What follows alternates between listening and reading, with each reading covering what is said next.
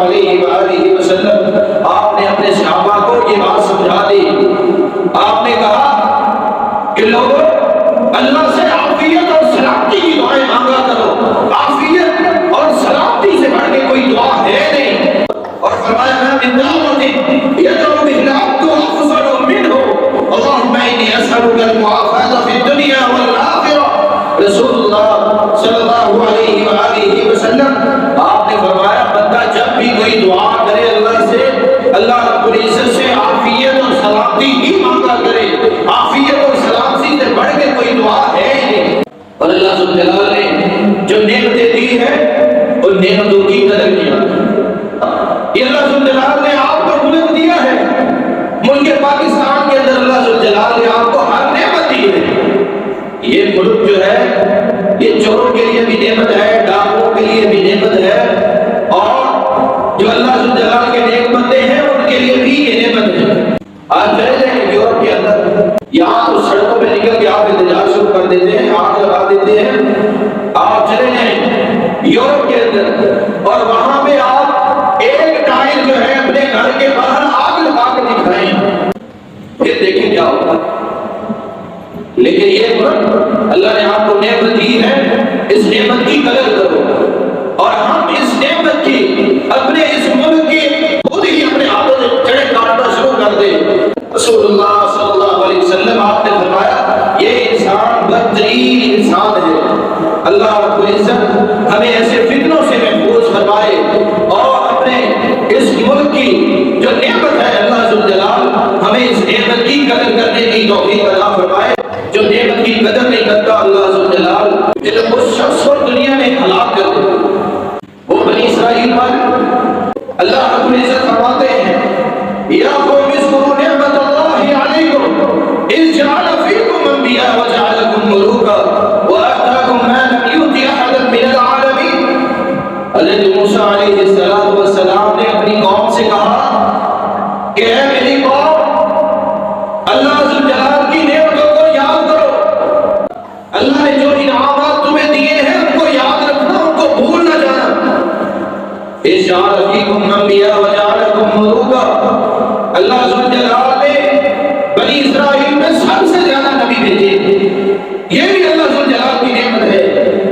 اور وجعلکم ملوکا, اور ان میں بادشاہ بھی اللہ ذو الجلال نے بنائے ہیں. حضرت سلیمان علیہ السلام وہ بھی انہی میں سے تھے, لیکن اللہ ذو الجلال نے ایسی بادشاہی دی کسی اور کو ایسی بادشاہی نہیں دی. وآتاکم ما لم یؤت احدا من العالمین, اور اللہ نے جو نعمتیں بنی اسرائیل کو دی کسی اور کو نہیں دی. کون سی نعمتیں ان کو ملی؟ من اور سلوہ, پکے پکائے کھانے جنت سے آتے تھے ان کے لیے.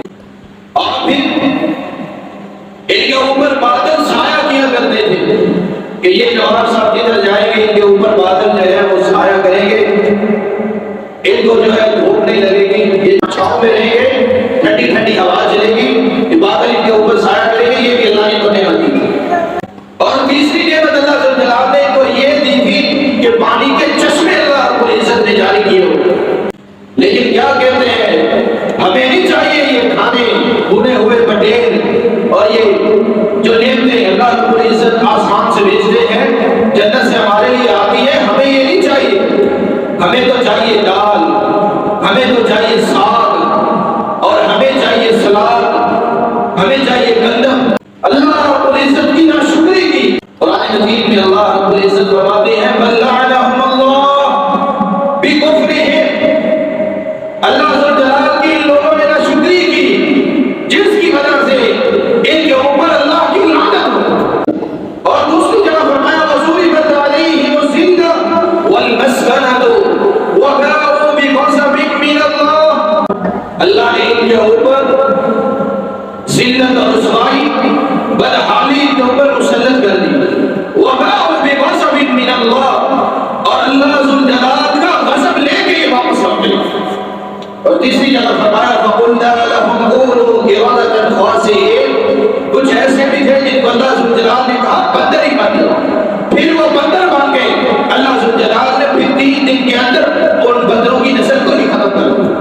یہ عذاب آتے ہیں جو اللہ ذو الجلال کی نعمت کی نہ شکری کرتا ہے نہ قدری کرتا ہے. کل قیامت کا دن ہوگا، اللہ رب العزت فرمائیں گے وَامْتَازُوا الْيَوْمَ أَيُّهَا الْمُجْرِمُونَ، اور مجرموں آج الگ ہو جاؤ، موسیٰ کو پوجنے والے، عیسیٰ کو پوجنے والے، اور چاند اور سورج کو پوجنے والے، عزیر کو پوجنے والے، یہ سارے جو ہے جہنم کی طرف جا رہے ہوگے، لیکن ایک اللہ ذوالجلال کو ماننے والے، ایک محمد مصطفیٰ صلی اللہ علیہ وسلم کو ماننے والے ابھی اپنی جگہ پہ قائم کھڑے رہیں گے۔ اور ہمارا جو حال ہے اس وقت وہ اس نائی کی طرح ہے کہ ایک بزرگ جاتا ہے، کہتا ہے کہ میرے بال کاٹو، وہ کٹنگ کروانے کے لیے بیٹھتا ہے، نائی بال کاٹتا ہے، کہتا ہے بابے سے دو چار باتیں کر لے، وہ کہتا ہے بابا جی میں تو اللہ کو نہیں مانتا۔ بابا کہتا ہے کیوں بھائی تم اللہ کو کیوں نہیں مانتے؟ وہ کہتا ہے میں اس لیے اللہ کو نہیں مانتا کہ دنیا کے اندر کتنے لوگ بیمار ہیں، کتنے پریشان ہیں، اگر اللہ ہوتا، اللہ رب العزت کی ذات ہوتی تو پھر یہ پریشانیاں، یہ بیماریاں ہونی تھی۔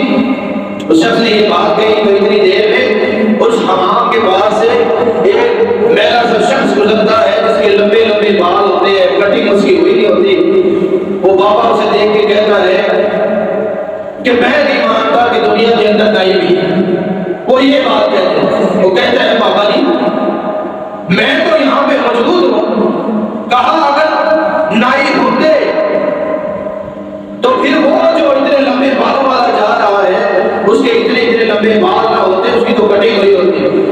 وہ کہتا ہے بابا جی نائی ہے، لیکن یہ جو لمبے بالوں والا ہے یہ کبھی ہمارے یہاں پہ آئے ہی نہیں، ہماری طرف کبھی آیا ہی نہیں ہے۔ تو بابا جی کہتے ہیں کہ جس طرح یہ کبھی تمہاری طرف آیا نہیں ہے، ہم بھی اللہ کی طرف کبھی گئے نہیں۔ اللہ ہے لیکن ہم اس کی طرف کبھی گئے ہی نہیں ہیں، لیکن ہماری حالت اس وقت اس نائی کے جیسی ہو گئی ہے کہ ہم کبھی اللہ رب العزت کی طرف